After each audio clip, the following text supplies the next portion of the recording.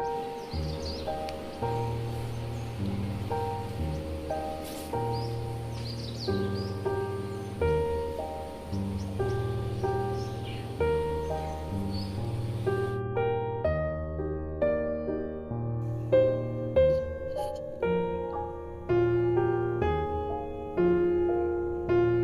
Everyone, once again welcome back to my channel. I hope कि आप जहाँ भी होंगे हैप्पी और हेल्दी होंगे, क्योंकि कोविड-19 के कहर के कारण इस बार लोग काफ़ी डरे हुए हैं। तो सोचते हैं कि जो जहाँ रहे वो सेफ़ और हेल्दी रहे। आज मैं आप लोगों के सामने अपनी मॉर्निंग रूटीन शेयर करने वाली हूँ कि एक इंडियन मॉम कितना पूरे दिन स्ट्रगल करती हैं अपने कामों को लेकर के। तो अभी बज रहे हैं सुबह के 6, क्योंकि अभी बच्चों के ना ही स्कूल है, ना ऑफिस, ना कॉलेज, तो इसलिए थोड़ी मॉर्निंग मेरी लेट ही शुरू होती है। उठते ही सबसे पहले मैं अपने मंदिर जाती हूँ, पूजा रूम, जहाँ मैं यही प्रार्थना करती हूँ कि मेरे और मेरे से जुड़े हर रिश्ते को हर परेशानियों से बचाए रखना, और यदि परेशानियाँ आए भी तो आप उन परिस्थितियों में उन्हें हिम्मत देना। उसके बाद मैं यहीं पे अपने गार्डन में थोड़ी देर वॉक करती हूँ, जहाँ मुझे लगता है कि बहुत ही फ्रेश एयर रहती है। तो मैं इसी फ्रेश एयर में 5 से 10 मिनट तक करीब, क्योंकि उतना टाइम नहीं रहता तो इसलिए मैं चाहती हूँ कि ज़्यादा टाइम वेस्ट ना करें, तो मैं अपने गार्डन में 5 से 10 मिनट के लिए फ्रेश एयर में वॉक करती हूँ। उसके बाद मिलती हूँ मैं इन दो छोटे छोटे प्यारे प्यारे लव बर्ड से। ये दो पेयर में हैं, एक ग्रीन और ब्लू में है और दूसरा वाइट और वाइट में है। इनसे मिलती हूँ और इनसे मिलने के बाद मैं इन्हें खाना देती हूँ। खाना देने के बाद मेरी मूव ऑन होती है किचन में। आप भी सोच रही होंगी कि मैं इतना मॉर्निंग में उठ कर करती क्या हूँ। आई थिंक मेरे समझ से एक इंडियन मॉम के लिए यही एक बेस्ट टाइम होता है, उन्हें अपने आप से अपने ढंग से तरीके से जीने के लिए। क्योंकि यदि आपके घर में यदि बच्चे हैं और तो फिर आप, यदि बच्चे एक बार उठ जाए तो फिर तो ना ही काम होता है और ना ही आराम, बस आप उनके पीछे दौड़ते रहो, उन्हीं की अकॉर्डिंग आप चलते रहो। तो मुझे लगता है कि एक इंडियन मॉम के लिए ये एक बेस्ट टाइम होता है। आप अपने अकॉर्डिंग से काम कर सकते हो और अपने लिए जी सकते हो।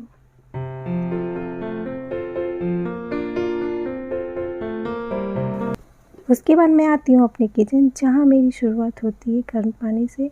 ऑलमोस्ट हमारे यहाँ सभी कोई गर्म पानी ही पीता है, क्योंकि गर्म पानी पीने से आपको पता है जैसा कि कॉन्स्टिपेशन में काफ़ी हेल्प मिलता है।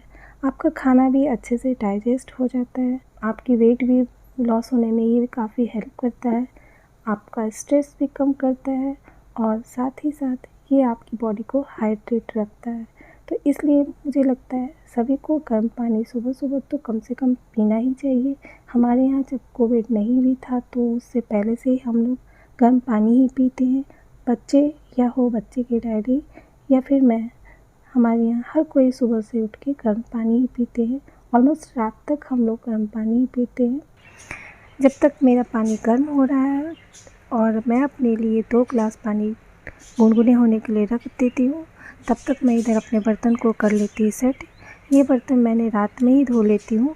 रात में धो करके इसे डिश व स्टोरेज बॉक्स में से स्टोर करके रख देती हूँ। सुबह उठ करके इन्हें उनकी जगह पर सेट कर लेती हूँ। रात में इसलिए बर्तन धो करके रख लेती हूँ कि ताकि मुझे ज़्यादा सुबह में स्ट्रगल ना करना पड़े, क्योंकि सुबह में काम का लोड काफ़ी ज़्यादा होता है एक इंडियन मॉम के लिए।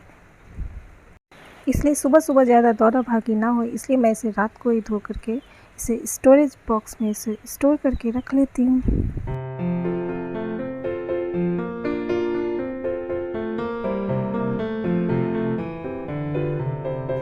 उसके बाद मैं चढ़ाती हूँ काढ़ा।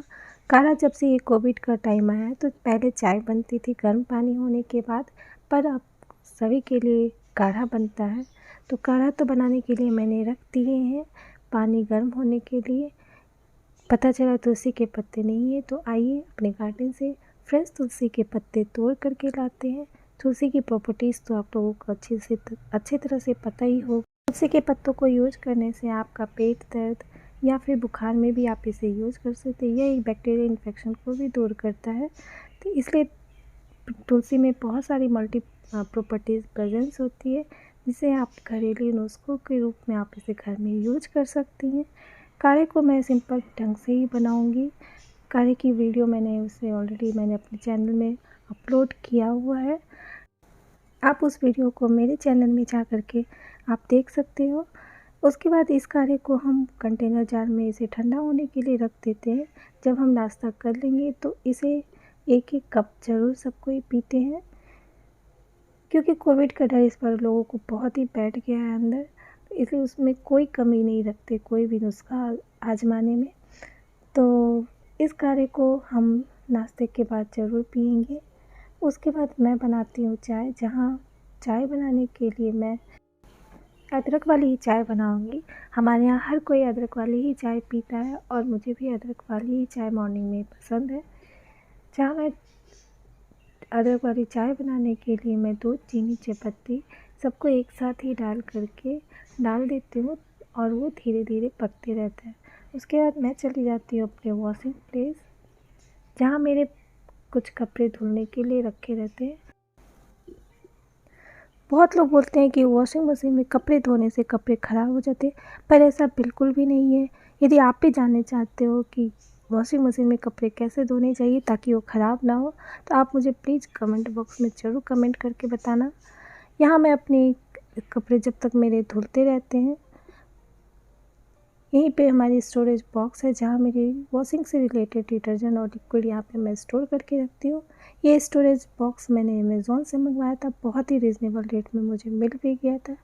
ये 1000 रुपीज़ में मुझे ये स्टोरेज बॉक्स नीलकमल का है ये, और बहुत ही अच्छा है। और 1000 में मुझे लगता है कि इससे बेटर स्टोरेज बॉक्स हो नहीं सकता। जब तक मेरे कपड़े धुलते रहते हैं, मेरी इधर चाय भी रेडी हो जाती है। चाय में मैं थोड़ा स्ट्रॉन्ग पीती हूँ, तो इसलिए मैं उसे थोड़ी और ज़्यादा पकाती हूँ। उसके बाद मैं पीती हूँ चाय। जब तक मैं पी रही हूँ चाय, आप भी लीजिए थोड़ा सा ब्रेक। मिलती हूँ एक शॉर्ट ब्रेक के बाद।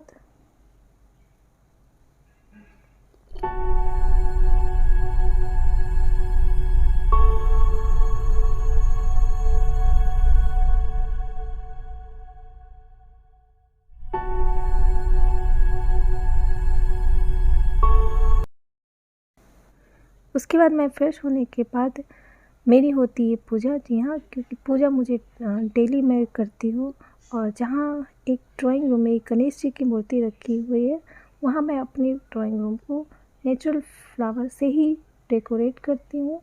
जहाँ एक पॉट है, पॉट में पानी डाल करके वहाँ मैं नेचुरल फ्लावर का यूज़ करती हूँ। मुझे अच्छा लगता है नेचुरल थीम ही देना, क्योंकि पूजा पाठ कोई भी चीज़ हो, कोई भी फंक्शन हो, तो मैं ज़्यादातर कोशिश करती हूँ कि चारों तरफ का वातावरण जो हो वो थोड़ा नेचुरल ही रहे। तो मुझे लगता है कि इससे ज़्यादा फ्रेश आप फील नहीं कर सकते हो नेचुरल थीम देने के बाद। तो मैं यहाँ पे अपने पॉट में नेचुरल फ्लावर डाल करके, ये फ्लावर्स मेरे गार्डन के ही हैं, जहाँ मैं इसे थोड़ा 2-4 फ्लावर्स डाल करके, यहाँ पे डेली का मेरा काम है इसे इस पॉट में डाल करके इसे डेकोरेट करके मैं रखती हूँ अपने ड्राइंग रूम में।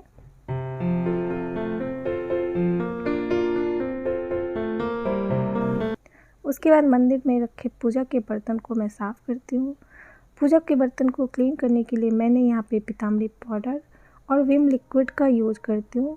विम लिक्विड का यूज़ करने से क्या है कि आप जो दिया का जो तेल है उसका वो चिपचिपापन ईज़िली रिमूव हो जाता है। और पीताम्बरी पाउडर से पीतल के बर्तन काफ़ी अच्छे से क्लीन भी हो जाता है। बहुत लोग इसे इमली डाल करके, नींबू के रस का डाल करके भी इसे साफ़ करते हैं, पर मैं अक्सर पीताम्बरी के पाउडर को ही साफ़ करने के लिए यूज़ करती हूँ। उसके बाद मेरी पूजा हो जाती है। पूजा मैं बहुत ही सिंपल तरीके से करती हूँ, मुझे कुछ ज़्यादा नॉलेज नहीं है पूजा का।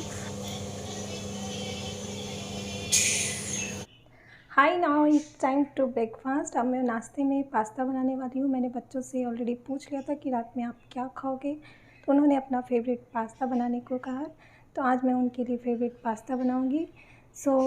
उसे बहुत सिंपल तरीके से बनाऊँगी, उसमें ज़्यादा सब्जियों, क्योंकि मेरे बच्चे सब्ज़ी नहीं खाते, मिर्च नहीं खाते सब, तो उसके अकॉर्डिंग उनके अकॉर्डिंग ही बनाना पड़ता है। सब्ज़ी रहे भी तो वो दिखे ना, तो फिर चलिए बनाते हैं उनके लिए पास्ता। पास्ता बनाने के लिए मैं यहाँ पे चढ़ाऊँगी गर्म पानी, उसमें डालूँगी थोड़ा नमक, और नमक तेल का यूज़ करती हूँ मैं। तेल से क्या है कि आपके जो पास्ता है वो अलग अलग सेपरेट रहते हैं, एक दूसरे पे ओवरलैप नहीं होते हैं। जब तक मेरा पानी बॉयल हो रहा है, जब तक मेरे पास्ते बॉयल हो रहे हैं, तब तक मैं इधर सब्जियां रेडी कर लूँगी काट करके। सब्जियों को मैं फ़ाइन चॉप किया हुआ है, ज़्यादा सब्ज़ी का मैं यूज़ नहीं करती, जैसा कि आप लोग को पता ही कि मेरे बच्चे ज़्यादा सब्ज़ी नहीं खाते, तो मैं इसलिए ज़्यादा सब्जियों का यहाँ पे मैं यूज़ नहीं करूँगी।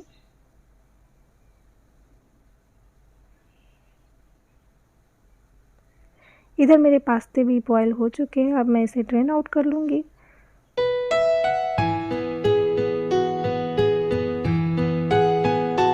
उसके बाद मैं पैन में तेल डाल करके इसे गर्म करूँगी, जहाँ मैं सबसे पहले ऐड करूँगी चॉप्ड ऑनियन,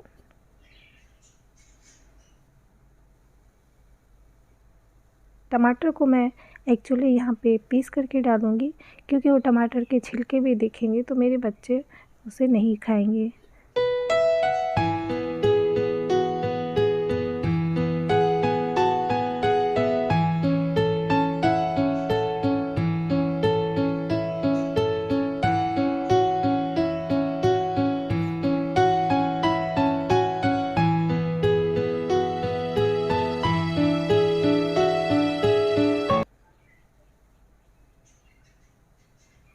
और इसे मैं सारी सब्जियों के डाल करके इसे थोड़ी देर के पकाऊंगी।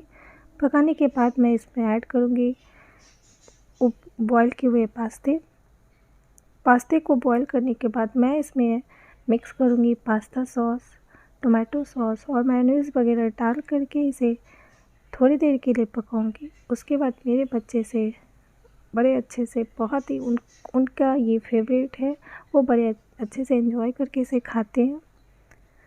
फिर मैं उन्हें ये ब्रेकफास्ट दे करके करूँगी अपनी लंच की तैयारी। सो फ्रेंड्स, मिलते हैं नेक्स्ट वीडियो के साथ। आज तक के इतना ही। Till then, good bye.